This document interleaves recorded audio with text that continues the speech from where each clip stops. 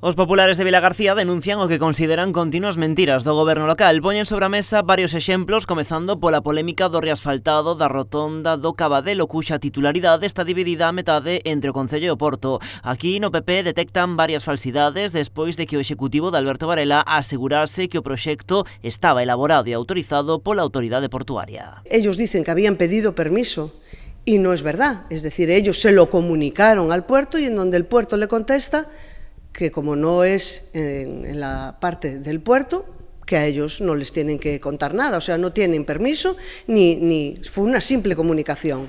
Eso es una mentira. La segunda mentira dicen que es que como yo estoy en el Consejo del Puerto, que tenía que saberlo. Pues no. No, porque eso, al ser una comunicación, no es algo que vaya a ir al Consejo, ni es algo que se vaya a informar, es decir, no tenía por qué saberlo, ni lo voté. Tamén din que o alcalde mentiu cando asegurou que a subvención do skatepark era a primeira que perdían. Ya se había perdido una subvención de cerca de 100.000 euros en el 23 para los parques que estaban de las Islas Atlánticas y así, que para poder arreglarlos, esa se perdió.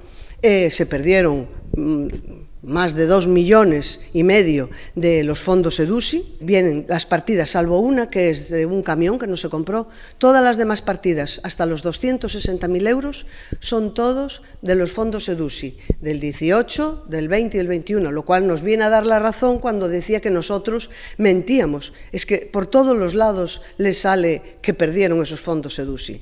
E ademais cargan contra a que consideran outra gran mentira un convenio entre os concellos de Vilagarcía, Caldas e Zona Franca para a ampliación do polígono do Pousadoiro que, segundo din, non era tal convenio. Lo que han firmado es un protocolo. La diferencia entre el convenio es que lo tienes que cumplir. Vienen una serie de normas que hay que cumplir. En cambio, en un protocolo son meras intenciones, en donde va a decir que no están obligados las partes a cumplirlas. O sea, vendieron humo.